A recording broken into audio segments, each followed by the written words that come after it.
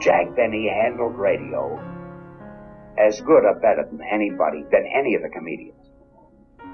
Because he knew just the things that he did. He made use of pauses and of waits, like Jack Benny going over to Ronald Coleman's house.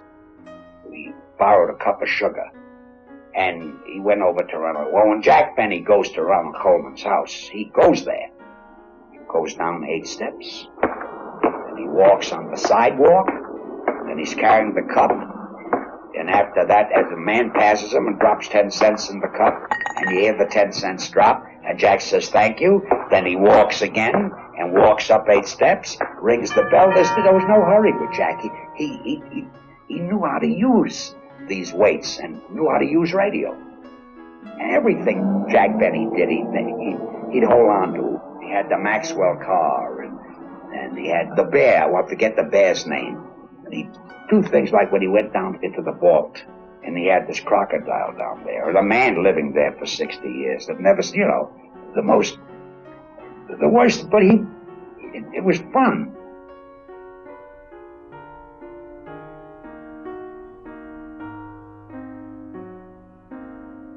You see, in radio, you could visualize everything yourself. Like my vault scenes were easier to do on radio than in television. Now, the reason my character sustained so many years, like you say, how could things go on and on? I played a character that included all the faults and the frailties of mankind. See, every family had somebody like me. Either they had an uncle who was stingy, or one who thought he was very sexy and he wasn't. So every family has that kind of a person. The different characterizations, we made Phil Harris a sort of a smart alecky guy. He either left a pool room or a bar or a girl. Nearly every good comedian has good timing. They couldn't be good without it. Burns has great timing. Ed Wynn had the greatest. Gracie Allen had probably the greatest. She was the great of all time when it came to timing. You have to have real good timing or you can't exist as a comedian. And I would see to it that the material I gave them almost fit their characters personally, and particularly their speaking voices.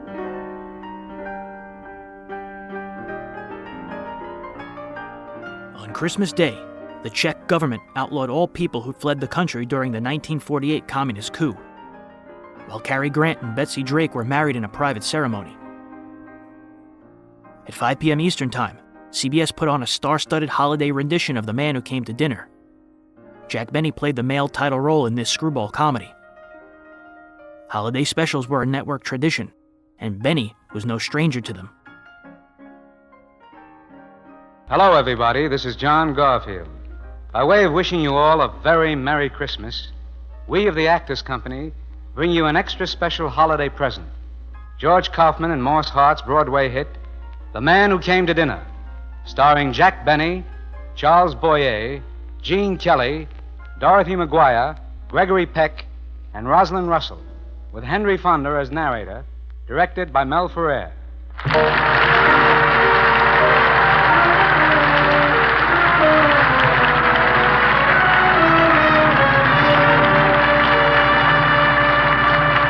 Presenting the Hot Point Holiday Hour.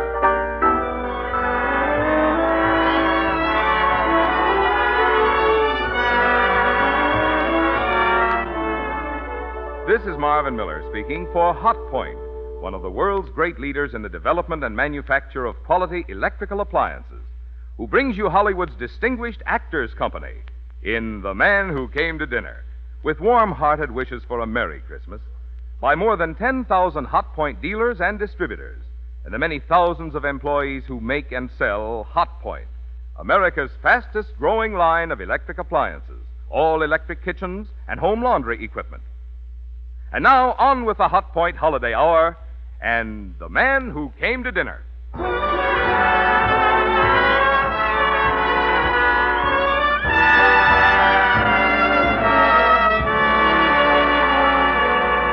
now, transcribed, your narrator, Henry Fonda. Have you ever had a guest drop in at your house for dinner and stay for 2 weeks? I mean, aside from your relatives.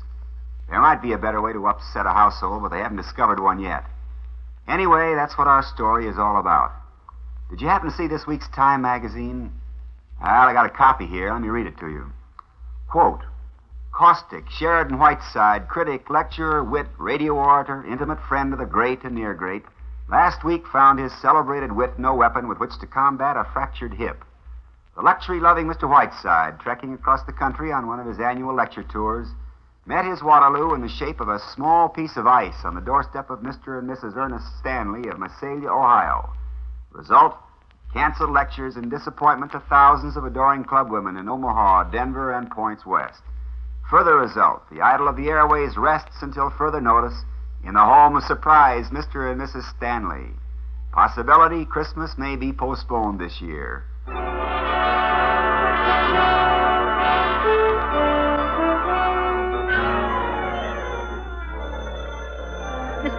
Miss Preen, is Mr. Whiteside coming out? Yes, Mrs. Stanley. We're getting his wheelchair ready. Oh, Will somebody please get that phone? oh dear. Sarah, see who's at the door while I answer the phone. Yes, ma'am. I'm coming, I guess. We need some pillows. Just a moment, Miss Preen, until I answer the phone. Hello? Oh, yes, Mr. Whiteside is staying here. Preen, did you get the pillow? Not yet, Dr. Bradley. I'm sorry, but we're very busy now. You'll have to call me later. Goodbye. Miss Preen, if the pillows aren't K-pot, we'll have to get rubber foam. Mr. Whiteside doesn't like feathers. It was the expressman again, Mrs. Stanley. 2 more boxes for Mr. Whiteside. A crate from Alaska with 2 penguins in it. And an octopus from William Beebe. Oh, and a piano came this morning from Arthur Rubinstein. What about the pillows? We'll need at least 4 of them for the wheelchair. Oh, yes, of course. Sarah, run upstairs and get 2 more pillows off Mr. Stanley's bed. Miss Preen? Yes, Dr. Bradley. Mr. Whiteside wants a dozen bottles of Saratoga spring water, a copy of Bartlett's quotations, and a box of Pine Brothers cough drops. Hello? Oh, hello, Clara. Yes, the phone's been going all day. Yes, I know. Daisy? He just never goes to dinner anywhere. And then this had to happen. Poor Mr. Whiteside. Daisy, will you please give me a moment of your attention? Just a minute, Ernest, dear. I'm so sorry, Clara. Daisy, I must get to the office. I'll speak to you later, Clara. Goodbye. Daisy, I'm sure it's a great honor, Sheridan Whiteside in our house, but it is a little upsetting. Phone going all the time, doorbell ringing, messengers. Sally, have the cough drops come yet? Oh, they're on their way, Miss Cutler. Oh, Ernest, this is Miss Cutler, Mr. Whiteside's secretary. How do you do? How do you do? May I move this chair? You mean he's coming out now? He is indeed. Oh, Sarah? Yes, ma'am. Mr. Whiteside's coming out. Oh, Ernest. Well, here we are, merry and bright. Miss Preen, wheel our little patient out. Mr. Whiteside, these are your hosts. Oh, good morning, Mr. Whiteside. I'm Mrs. Ernest Stanley, remember? And this is Mr. Stanley. How do you do, Mr. Whiteside? I hope that you're better. Thank you. I am suing you for $150,000.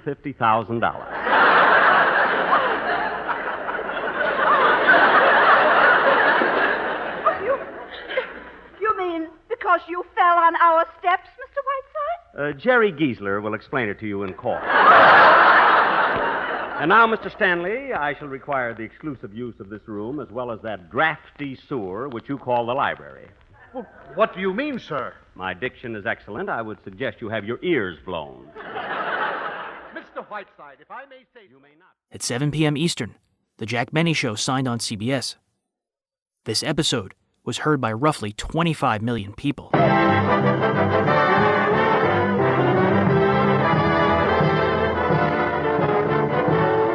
The Lucky Strike program starring Jack Benny with Mary Livingston, Phil Harris, Rochester, Dennis Day, and yours truly, Don Wilson.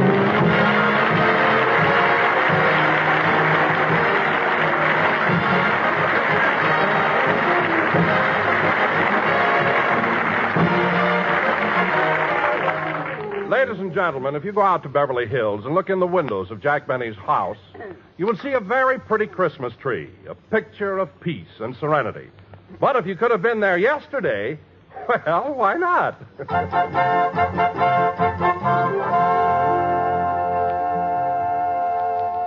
Well, we're almost through trimming the tree, Mary. Gee, it was nice of you to come over and help me. Well, if I didn't, you'd never get it done. Say, Jack, shall I put the snow around the bottom now? Not yet. I want to see if the lights are working.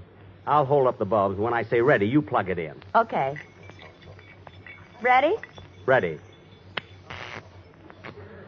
Pull it out! Pull it out! Pull it out!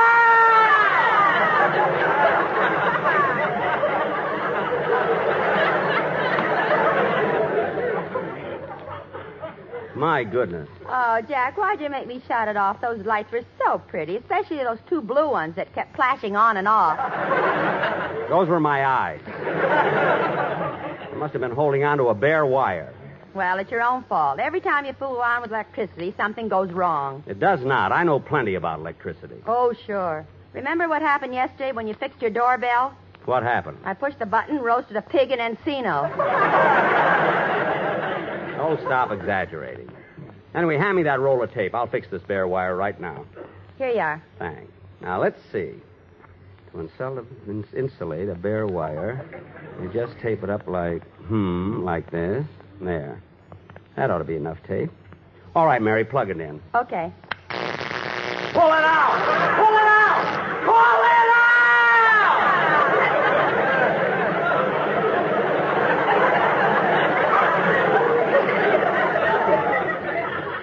Jack, what happened? I taped my finger to the wire. That's what happened. Oh, gee, and that time was even prettier than before. What do you mean? Your nose lit up, too. It did not.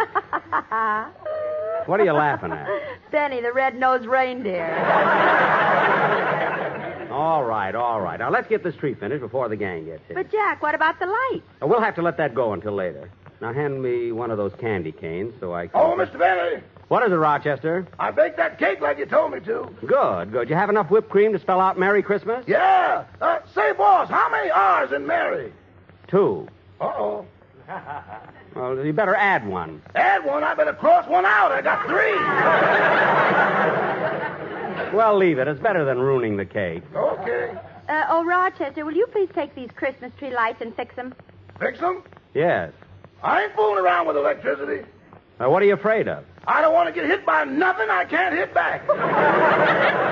Oh, Rochester, imagine being afraid of electricity. Suppose Robert Fulton was afraid. He never would have invented the electric light, would he? Jack. What? You're thinking of Thomas Edison. Edison? Well, then what did Robert Fulton do? He wrote Mule Train. Oh, yes. Now, Rochester, please fix these lights. Okay. Now, let me see. In electricity, there's the electrons and the electrodes. And then there's the positive and the negative. But I ain't positive which one is negative. Then there's the atoms. Now, the atoms are supposed to go from the positive to the negative. Or maybe they go from the electrons to the electrodes. Then again, maybe they go from Amos to Andy. Rochester. Now, as long as these atoms keep passing each other, everything is all right. But when they meet halfway and start fighting, they're going to turn on anybody who tries to butt in. Rochester, I'm not interested in the scientific details. I just want you to fix those lights.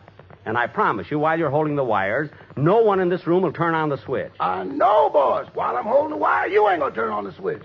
And Miss Livingston ain't going to turn on the switch. Of course not. But way up there at Boulder Dam, there's a little man sitting in a room with thousands of wires all around him. So what? How do I know he ain't going to do something just to break the monotony?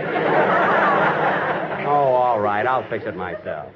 Come on, Mary. Help me finish the tree. Okay, Jack. Hand me that candy cane, will you? Here you are. Da-da-dum-dum, dee-da-da-dum. I'll put the cane right next to the drum. Santa Claus is coming to town. Let's see, where's that star? Deedle-dee-dum, deedle-dum-dee. I'll put the star on top of the tree. Santa Claus is coming to town. Gee, that looks swell, doesn't it? He sees you when you're sleeping. He knows when you're away. He knows when you've been bad or good, so be good for goodness sake. So you better watch out. You better not cry. Mary, you're cute, and so am I. Santa Claus is coming to town. Well, Mary, we got all the packages under the tree. It looks nice, doesn't it? Yeah, but you better pick those lights up off the floor before somebody steps on them. Oh, yes. Now, where can I put them? I'll put them here on this chair. Now, Mary, some of the gifts I had sent direct from the store, but there's Phil Harris's present. Put it under the tree. Boy, will he be surprised. But, Jack, how'll he be surprised? You've got toilet water written all over the box. Well, you gotta do that with Phil. When he opens a package and finds a bottle, he never stops to read the label.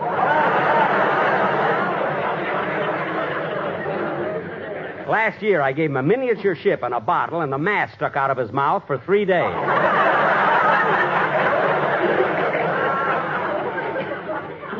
Every time I asked him something, he had to answer me through the crow's nest. Believe me, I know what I'm doing. Well, Jack, I guess that does it. The tree's all finished. Yeah. Gee, it looks well. I'm kind of tired. I think I'll sit down for a minute and smoke a Lucky. Mary, have you got a match? No. Oh, say, boss, What is it, Rochester? are your socks dry yet? I think so. Well, people will be here soon. You better take them off the tree. Oh, that's right. You take them off, will you, Rochester? I'm tired. I want to sit here a while. Yes, sir. Say, this tree looks awful nice, but it's kind of dark. Oh, no wonder the lights aren't plugged in. I'll fix that. Pull it out! Pull it out! Pull it out! For heaven's sake. Well, what happened this time? I'm sitting on the wire. Now, as long as you're here, Rochester, give me a match. You don't need it now. Your cigarette is lit. Oh, yes. Thanks, Rochester. Don't thank me. Thank that little man up at Boulder Dam. Never mind. Don't plug that in anymore. I've had enough trouble with it. Come in. Oh, hello, Phil. Hiya, Jackson. Merry Christmas, everybody. Merry Christmas. Yeah. Well, deck the halls with turnip greens if that ain't a lovely Christmas tree. Yes, sir. Hey, Jackson, you ought to see the one I've got. It's all decorated with a lot of ornaments, and I got tinsel on it and everything. And then right up on the top, I got a picture of Alice. Alice? Phil, you're supposed to have a picture of Santa Claus. She's Santa Claus to me, Dad. I know. Hey, but no kidding, Jackson. I think we got the prettiest tree in Encino. By the way, Phil, what are you having for Christmas dinner? A roast pig. What? I don't know how it happened, but when I went out to feed it this morning, it was cooked standing up.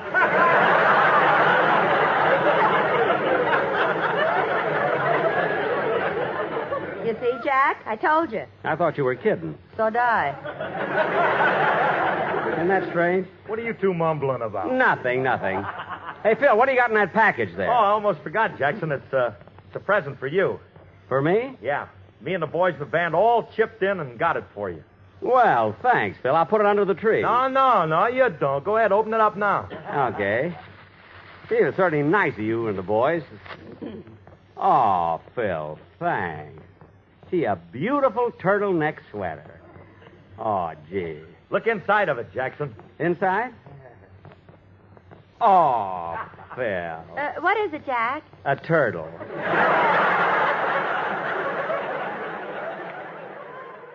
I only worked with him, I think, once or twice when he went into television. Mm-hmm. I didn't go.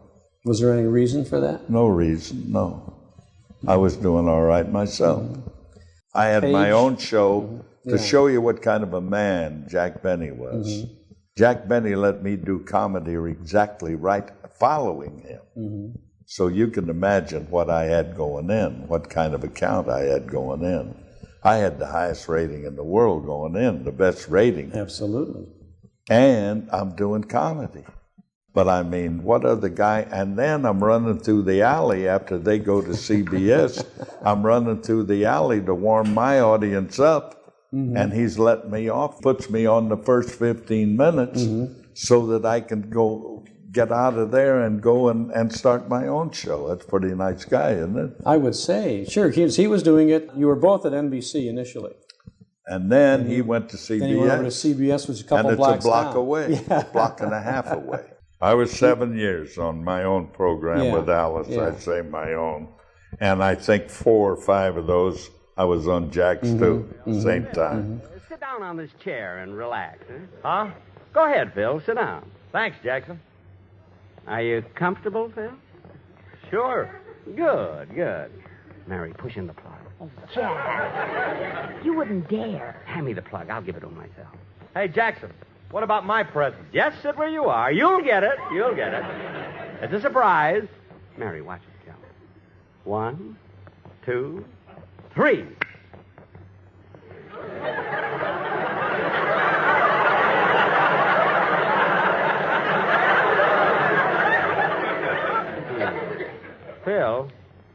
Phil, don't you feel anything?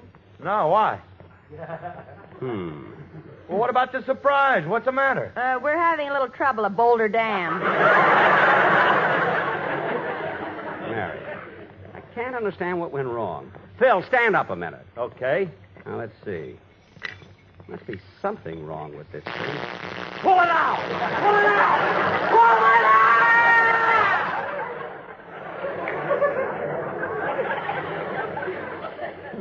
A fine thing to do on a guy on Christmas Eve. Well, it's your own fault for trying to play a trick on Phil. Oh, so that's it, eh, Jackson? Trying to give me a high hot foot. Oh, Bill, I was just trying...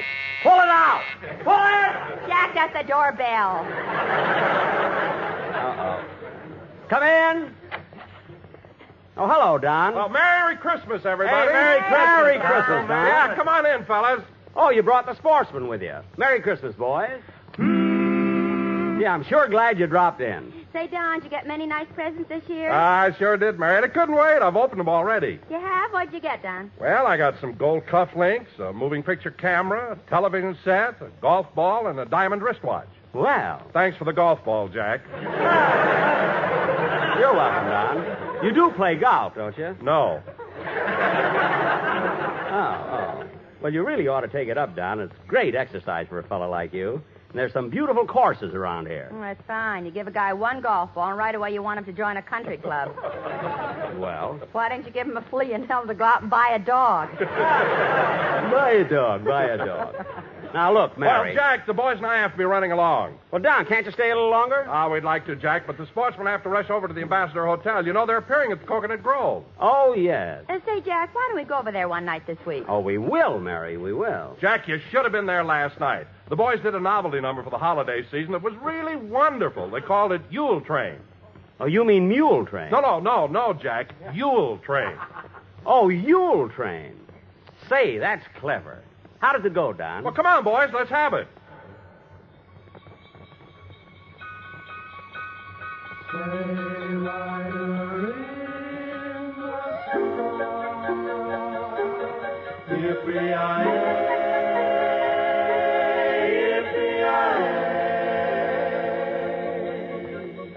Santa Claus is riding high.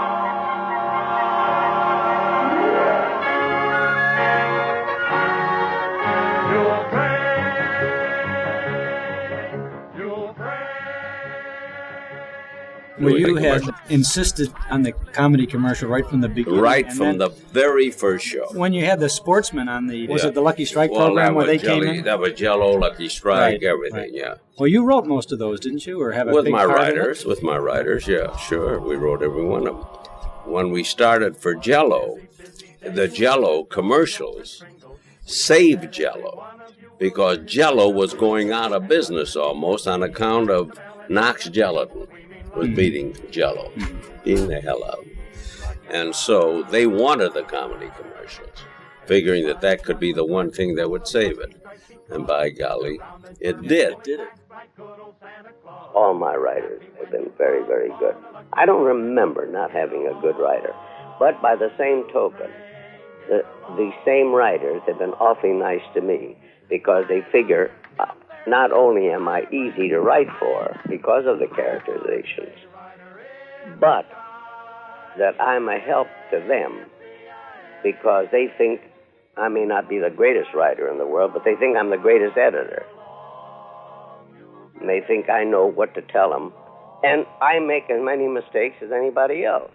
Sometimes I'll tell them that I don't think this is right for the show, and it turns out great. And I apologize to them. I'd rather apologize and have a good show then have a lousy show and say I was right. John, that was wonderful. We'll be over at the Grove the first chance we get, won't we, Mary? We sure will. Well, that's swell. So long now, kids. Merry Christmas. Merry Christmas, John. Well, Mary, you're going to stay and have dinner with me, aren't you? Yes, you invited me. Good. Then after dinner, we'll open all the presents. I'll answer the phone, boss. Never mind, Rochester. I'll get it. It's right here. Hello? Now, look, Joe, I haven't got much time, so listen to me. I'm phoning to warn you that my husband's wise to us, and he's on his way over to your house with a gun. So get out of town, Joe. Get out quick. Remember what happened to Charlie.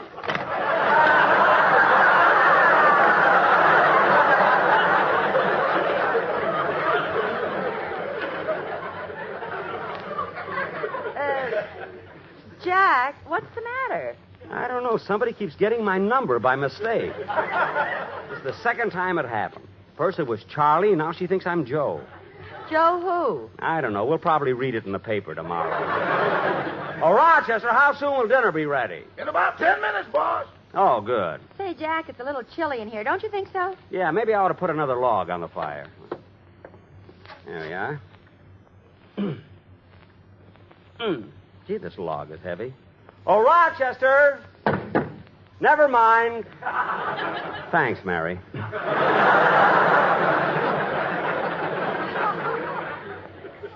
Now, let's sit down and wait until we can... All right, you can stop showing off. Now, let's sit down. You know, Mary, sitting here in front of the fireplace, you look like the prettiest girl in the whole world. If I were a painter, I'd take the reflection of the fires dancing in your hair and paint the loveliest... There's somebody at the door. Well, answer, Grandma Moses. You can paint my hair later. Yeah. Coming. Yes? Good evening, sir. I'm selling Christmas cookies to raise funds for the Girl Scouts. Christmas cookies? Well, you see, Oh, you're Jack Benny, aren't you? Yes? Well, it would be silly of you to buy any. You bake them for us.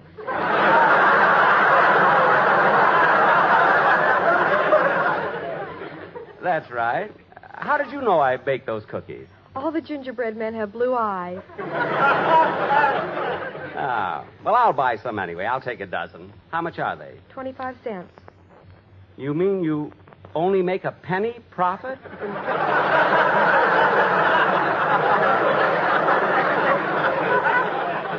I mean, a penny on 12 cookies? If we break any, we're dead.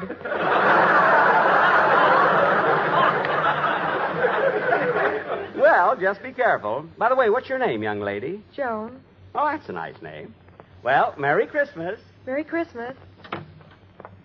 Mary, I just bought some cookies. I'll put them on the tree here. Who'd you buy them from? A girl who came to the door. Her name is Joan. Cute, too. You think her father would dress her a little better. Mary always sort of ran my life, even though she wasn't supposedly married to me. When Dennis came in, you knew he was always vague about something. As long as I'm staying here, I better call my maid and tell her I won't be home. Okay.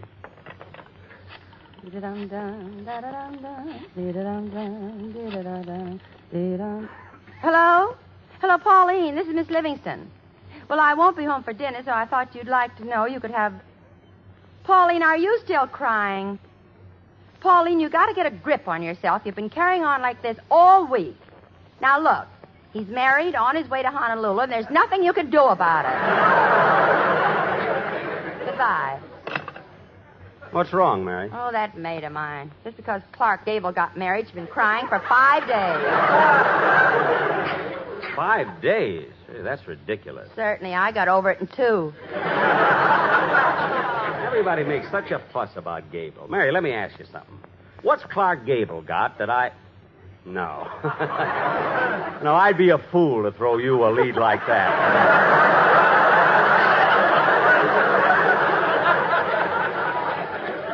You sure would. Hello, Mary. Hello, Mr. Benny. Merry Christmas. Oh, Dennis. I didn't see you. When'd you get here? I came in with Phil. With Phil? That was quite a while ago. Where have you been? Well, I sneaked upstairs and put your Christmas present under your pillow. Oh. Well, what took you so long? I fell asleep. Oh. Say, Mr. Benny, I'd like to thank you for the present you sent me, but I'm all confused. Confused? Why? All the packages got mixed up and the tags fell off, and I don't know who sent me what. Oh, all the cards fell off? Yeah. Well, look, kid, did you get a wristwatch? Oh, a beautiful one, solid gold. Well, take my card and put it on that. Now, let's... Wait a minute. Huh? Dennis, I'll tell you what Jack gave you. What else did you get? A portable radio, a cigarette lighter, a candid camera, a silk bathrobe, a golf ball. Bingo. Mary. Dennis, Jack gave you that golf ball. Oh! I thought it was kind of funny about Mr. Benny giving me the wristwatch. Why? On the back is engraved to Dennis from Mother and Dad.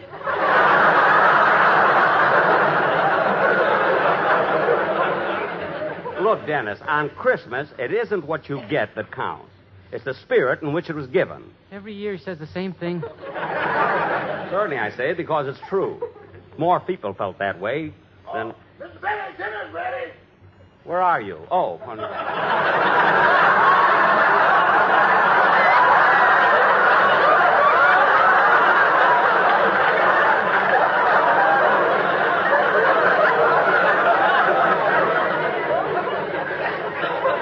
Anything can happen on Christmas Day, you know. Good. Come on, Mary, we'll go to dinner. Dennis, do you want to have dinner with us? Oh, yeah, that'd be swell. And after dinner, we can all sit around the fire and... Dennis, come here a minute. Yes, sir? Over here. Now, look, kid. There's an old saying. 2 is company, and 3 is a crowd. You know what I mean? Yeah, but how can we get rid of Mary?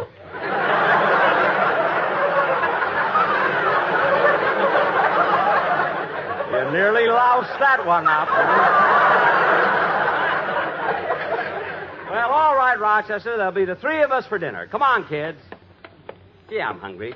Oh, so am I. I hope Rochester has those big raw carrots. I love them. I like the small carrot. I like the big ones. We always argue about that every time. Now, Mary, you sit here. And Dennis, you sit over there. There we are. Now, Rochester, you can get the... Dennis, what happened? I rolled off the chair. I had the golf ball in my back pocket. No. Rochester, we're waiting. Coming, boss, coming.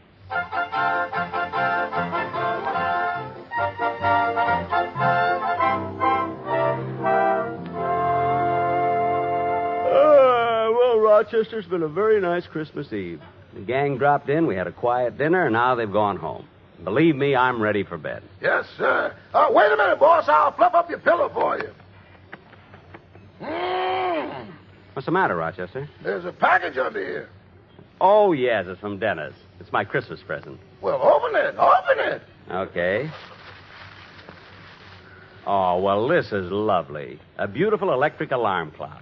And instead of numbers around the face, it has 12 letters that spell out Jackson Benny. Yeah. Sure is nice. Well, I might as well start using it right now. Rochester, you set it to the right time, and I'll plug it in. Okay. It's 11:30 now, so I'll set it to...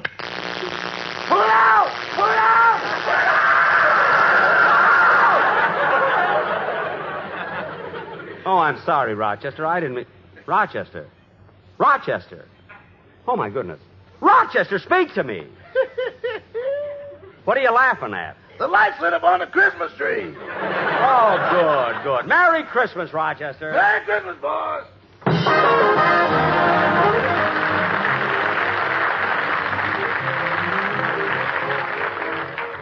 And now, ladies and gentlemen, Dennis Day will sing Schubert's Ave Maria.